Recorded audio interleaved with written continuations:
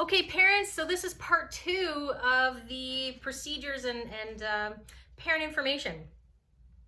So the next thing is we have an SJSH website that I have put all of your emails into. If you haven't received your welcome email from SJSH website, let me know, because I'll make sure that you get into that website. That is a locked website. You need a password and a username to get in, and it has access to all of the former newsletters or mail outs or anything that's there. And typically it's the way that we book interviews for elementary students. Now, this year, and I said this wasn't going to be about COVID, but this year will be a little bit different with parent-teacher interviews. I'm going to need you to call in or email, and we'll set up a time with you, because it needs to be done through either phone. We can do some in person, but not all of them, I don't think, this year. So I'm not going to be instructing you to go to the SJSH website to book your parent-teacher interviews, elementary students, like I've done in past. I'd like you just to call us, email us, contact us, and we'll set up a time with your teacher to do it that way, because we just can't do it. We can't have the same day like we used to have, and we'll probably go back to this. We'll hopefully go back to this, but we used to have a night, which was parent-teacher interview night, and you went on, you booked a time, you did it all online, and then we just print out the schedule for the teacher. But because we can't have the parents coming and going like we had previously, it's just a lot easier for us if you just call us, and then we'll book a time for you and your teacher to chat. Code of behavior. So the way that we do our behavior here is very education based. It's very guidance based. We do a lot of talking. So we have a code of behavior, and all of these forms and things that I'm talking about right now, I will be linking it into the email so as you send it out, you get them. So you'll have a copy of the code of behavior. But the way that we do it is we have levels of office trip visits from level A to level E, I think. And it goes from a level A office trip are the very minor things, like a student refusing to do work, or being disruptive, or not getting their work done, even though they've been asked multiple times, all the way up to E. And E level office trips basically are the ones where I might call the police on. So the scale is very widespread. And then each level office trip, the student will get points or demerit points based on their age and a fraction. So a level A office trip is 3/4 times their age. So a 5-year-old would only get, I didn't bring a calculator with me, but they'd get a fraction of their age, whereas a 15-year-old wouldn't, because the whole idea is that if a 5-year-old is refusing to do their work versus a 16-year-old refusing to do their work, there's a big difference in there.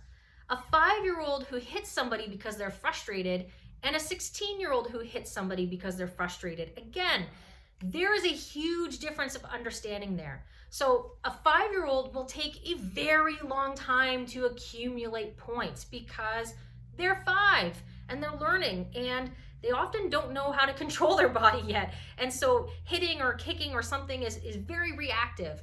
A 16-year-old, they've been around for a while. They know that they can't just hit somebody if they're feeling frustrated. So they will accumulate points a lot faster. And so when a student gets to 30 points, that's when they have a 1-day in-school suspension. And it's mostly about making their day kind of miserable down here. So they stay down out of the classroom for the whole day. Work is sent down for them, and they will be sitting doing work. Now, some students really enjoy doing that, and they wouldn't mind having a day like that. So I might be creative and have them do other things.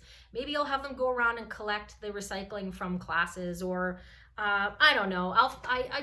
Maybe it's just sitting and staring at the wall is the worst thing in the world. So maybe they'll sit and stare at the wall for a little bit.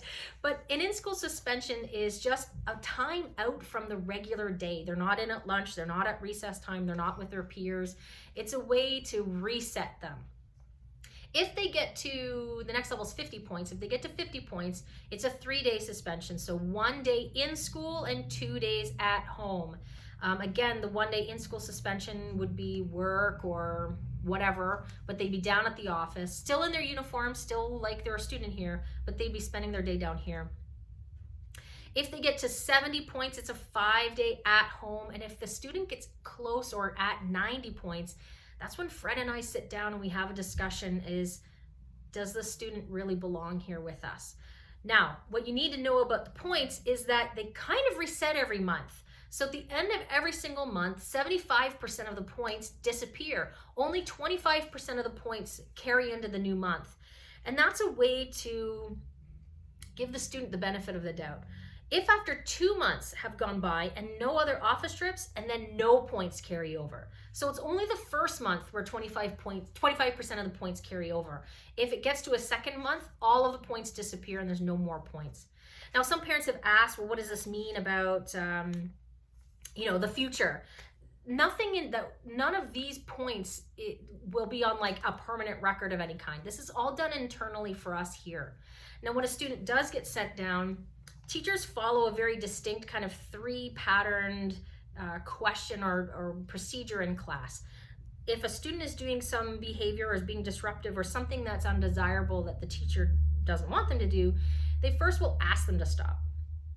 So if they're talking out to their friends, like, okay, can you stop please and get back to work? So it's very much a request.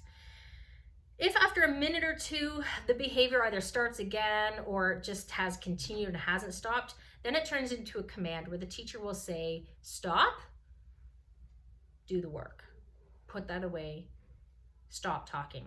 So they're commands, respectful commands, but commands. If after a few minutes, the person is still either doing the disruptive behavior or has gone back to it, now it turns into a question. Stop and do this, or go to the office. So now it's a black and white, pick one. Teacher will always give the student time to think, adjust, make changes. But if it continues, then the teacher will say, now you need to go to the office. So when a student comes down to me, if the teacher has followed that, my first question to them is, why did you choose to come down here? I know you had multiple opportunities to make a different choice. Why did you pick coming to see me? So we talk about the ownership on the student. Why did you choose to do this? Why did you make that choice? Because some students come down and they'll say, oh, my teacher sent me down, or she did this. It's like, you have to start taking ownership of your own choices, your own actions, and see where and what role you played in all of this. So when a student comes down, there's a lot of guidance that happens with, I understand that you're frustrated. I see that that situation would be frustrating. I probably would feel the same. However, I wouldn't have reacted this way, this way, this way, or this way. Here's what you can do. And so we listen to them, we give them guidance, we acknowledge how they're feeling, but then we also give them things to do in a situation if they are feeling that way again, because a student will feel frustrated again. So instead of lashing out and pushing or swearing or doing whatever it is, we give them words to say and things to do in that time period. Because when you're frustrated, you can't always think very clearly. So by giving them a dialogue and by giving them a plan ahead of time and talking to them about their plan ahead of time, in the heat of the moment, that triggers in and then they do what they've been asked to do. Either come see me right away or walk away from the situation or go find a teacher and say, I need help, this just happened. It's all about empowering the kids and giving those dialogues, because I've been doing this for 20 plus years and I haven't met a single student that did not want to do well, that did not want to be liked, that did not want to be the good kid and do what they needed to do. Kids want to do well and they want to please their teachers and their parents and everybody else. If you give them a pathway how to do that, they will rise to it. And so our code of behavior and the way that we do discipline here is very much a guidance direction. If you have any questions specifically about the code of behavior or how we deal with that, please just call me or email me anytime. I'll be happy to chat with you. Next is Aftercare. So we have Aftercare every day till 5:30. At this point in time, it is now full. Normally we took people on a drop-in, so you'd call us and say, oh, I can't make it today, can they drop in?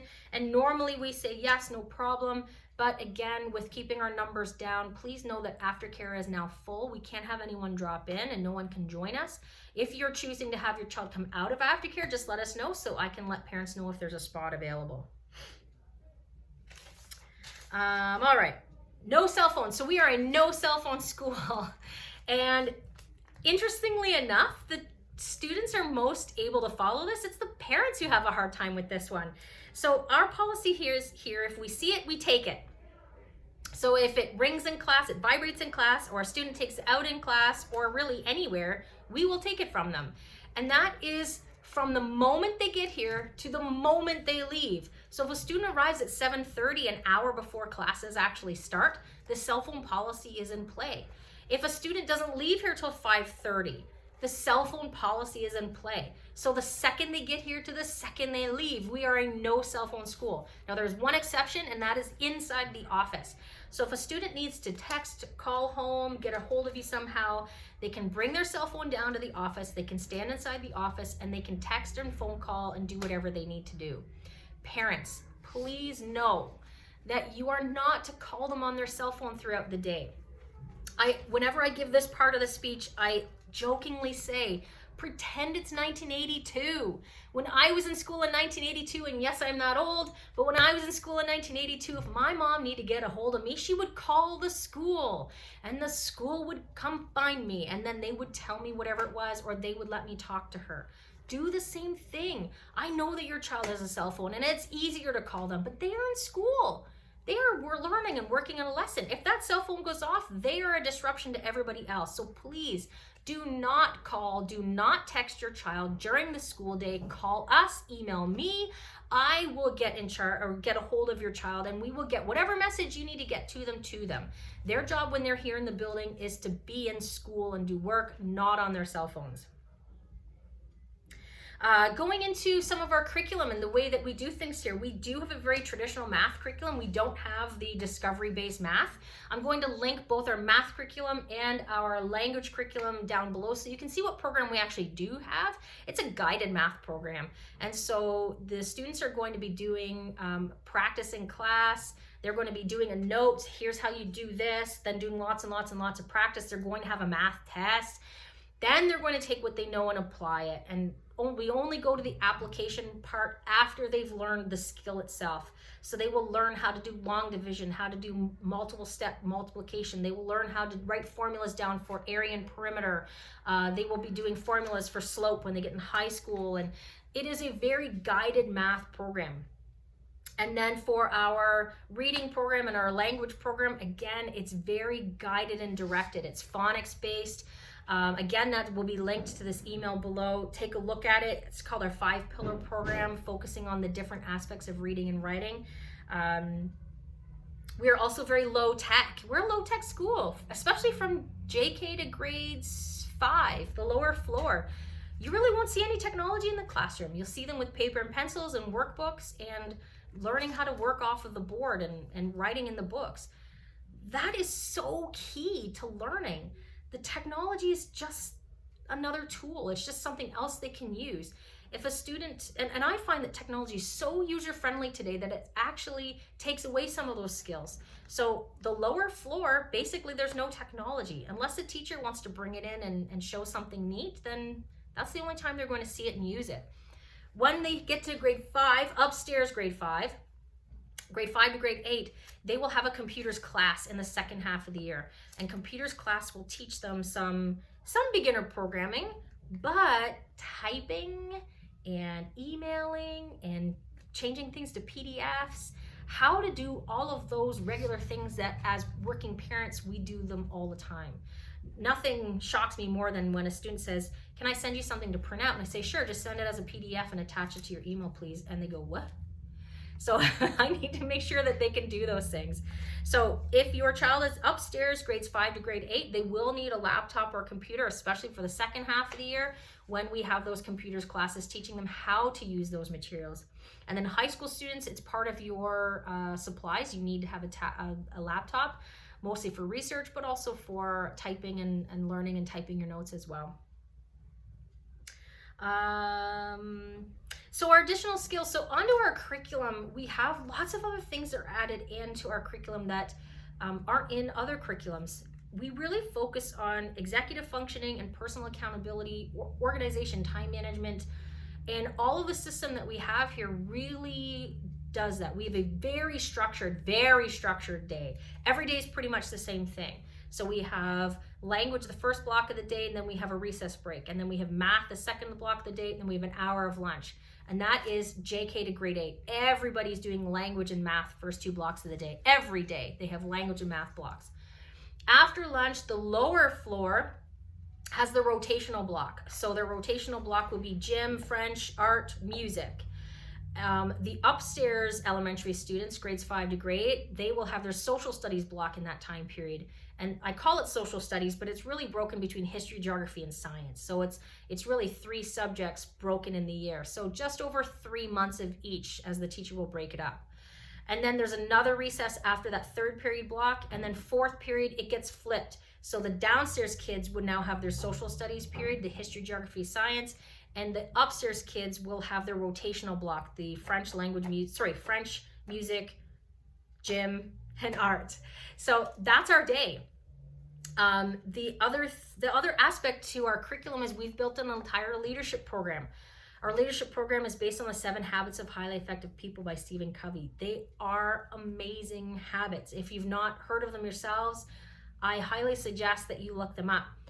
Things like, well, the very first one is be proactive. And being proactive doesn't actually mean thinking ahead and doing things early, like kind of what we know. Being proactive, it's talking about the difference between a proactive person and a reactive person. And a reactive person doesn't think before something happens, they just react to it. So it's raining outside and I didn't realize it and I went out and I got wet and now I'm frustrated, I'm angry, and I take that anger out on whomever or whatever. That's reactive. A proactive person will look ahead at the weather. Oh, it's gonna rain today. I'm gonna bring my umbrella and prepare for it. Now the other thing is, part of habit 1 and what I love so much about it is understanding what you can control and what you can't control, and kind of letting go of what you can't control and really focusing on what you can control. And that lesson right now is really, really important. I have a lot of parents, they'll ask me, well, what do you think about the government and what's going to happen and what will happen if? And my answer has always been, that's out of my control. I can't control what Doug Ford does. I can't control what Justin Trudeau does. I can't control what the city of Kitchener does. All I know and all what I can do is control what I can control. I can control here. I control this building. I can make decisions that affect right here, right now in this. And I can learn how to control when something does change, I can control what I can control. And so by teaching our students to learn what they can control and let go of what they can't control, it's a pretty freeing kind of thing, because there's a lot of people who get very worked up over things that they're just not in their control.